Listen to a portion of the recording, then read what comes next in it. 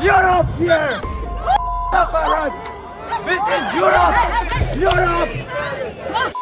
वो देश जिसे यूरोप का दिल कहा जाता है, जहां लोग अपनी खूबसूरती और कल्चर पर गर्व करते हैं, वही आज मुस्लिम गो बैक जैसे नारों से गूंज रहा है।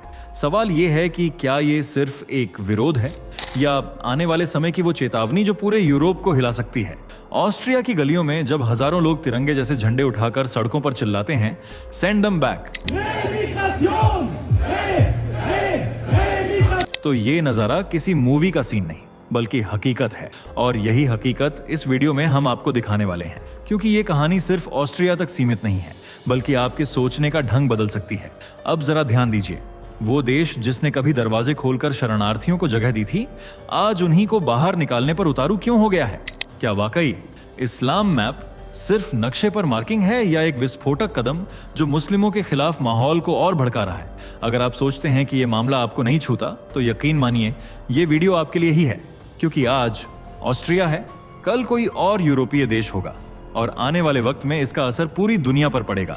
तो दोस्तों बने रहिए हमारे साथ, क्योंकि अगले कुछ मिनटों में हम वो सच्चाई खोलने वाले हैं जो आपको अंदर तक हिला देगी। लेकिन वीडियो शुरू करने से पहले जल्दी से लाइक कर दीजिए और चैनल को सब्सक्राइब कर लीजिए ताकि ये सच्चाई सबसे पहले आप तक पहुंचे।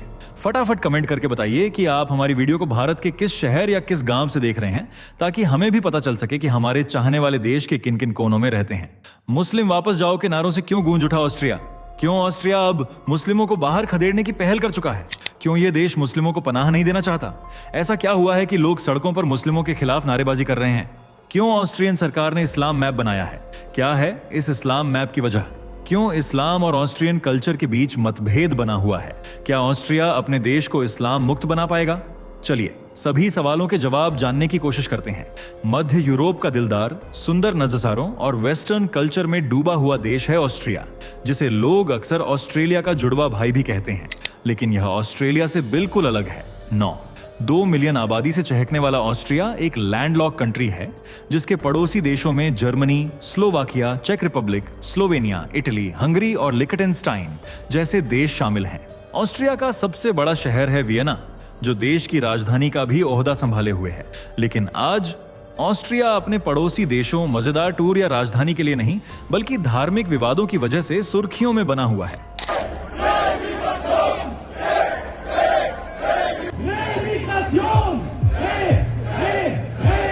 ये नजरारा जो आप देख रहे हैं ऑस्ट्रिया का ही है, जहां हजारों की संख्या में स्थानीय लोग सड़कों पर उतरकर विरोध प्रदर्शन कर रहे हैं और जोर शोर से सेंड देम बैक, मुस्लिम गो बैक जैसे इमिग्रेंट्स के खिलाफ नारेबाजी कर रहे हैं।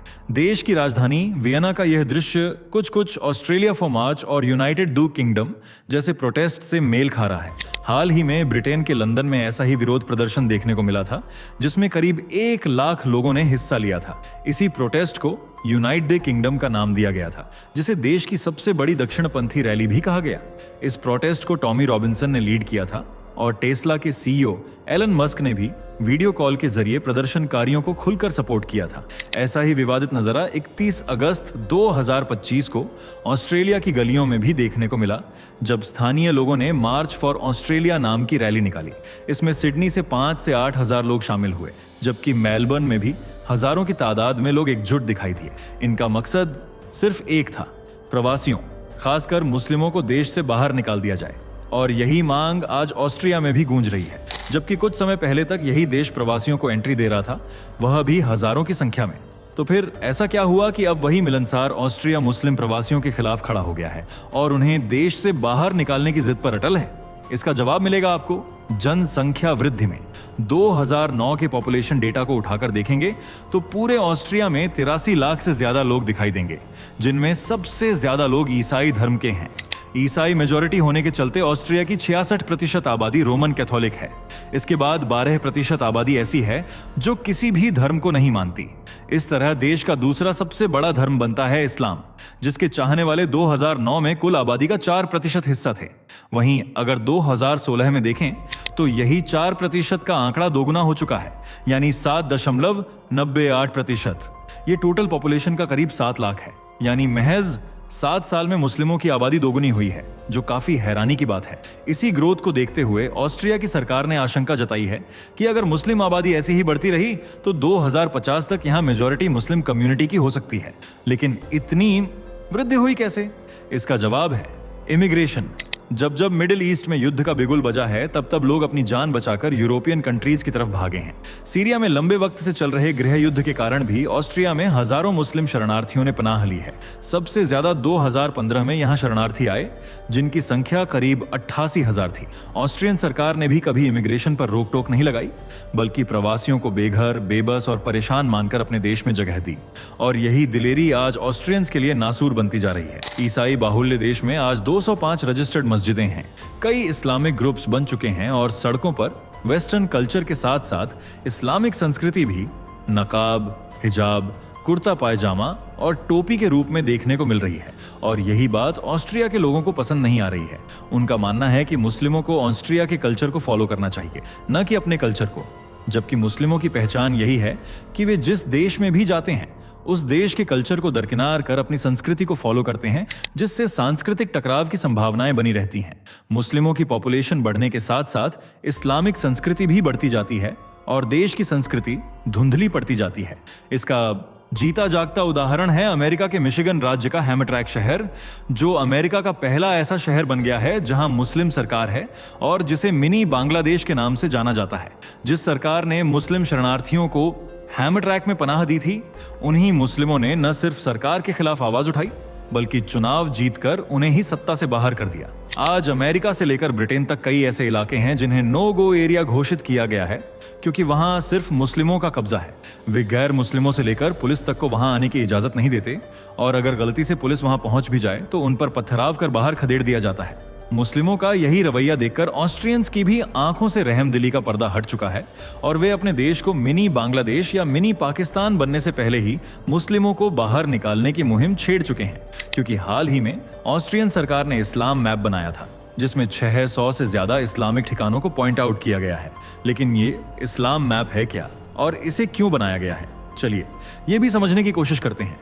ऑस्ट्रिया की इंटीग्रेशन मिनिस्टर सुझाने राब ने ही ऑस्ट्रिया के मैप पर जियो टैगिंग की थी। इन टैग्स पर सुझाने का कहना था कि ये जो लोकेशन मार्क की गई हैं, वहीं मुस्लिम लोगों के लिए इस्लामिक संस्थाएं काम कर रही हैं, या फिर मस्जिदें हैं, या ऐसी जगहें हैं जहां मुस्लिम आबादी अधिक है। कुल मिलाकर इन स्थानों पर इस्लाम से जुड़ी गतिविधियां होती हैं। इसी बात को सुझाने ने पॉइंट आउट करके सबके सामने पेश किया। लेकिन जब लोगों ने इस टैगिंग की वजह पूछी तो सुझाने ने अपना बचाव करते हुए कहा कि इसका मकसद राजनीतिक विचारधाराओं से लड़ना था, न कि धर्म से। यानी वे नहीं चाहती थीं कि इस्लाम को लेकर कोई राजनीति हो।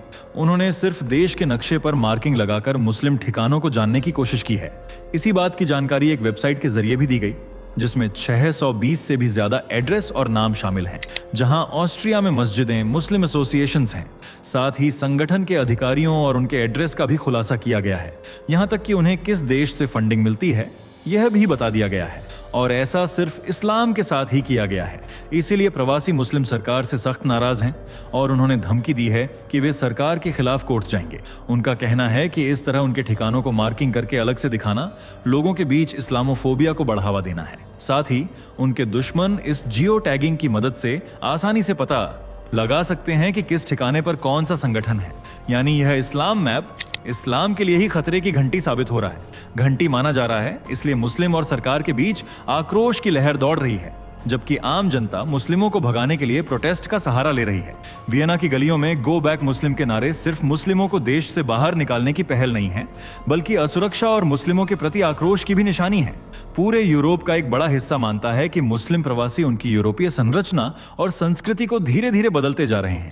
आप तो जानते ही हैं कि यूरोपियन देशों की पहचान उनकी ईसाई संस्कृति पर आधारित है, जिसमें मॉडर्न और वेस्टर्न कपड़े पहनने से लेकर वाइन पीने और पोर्क खाने तक शामिल है।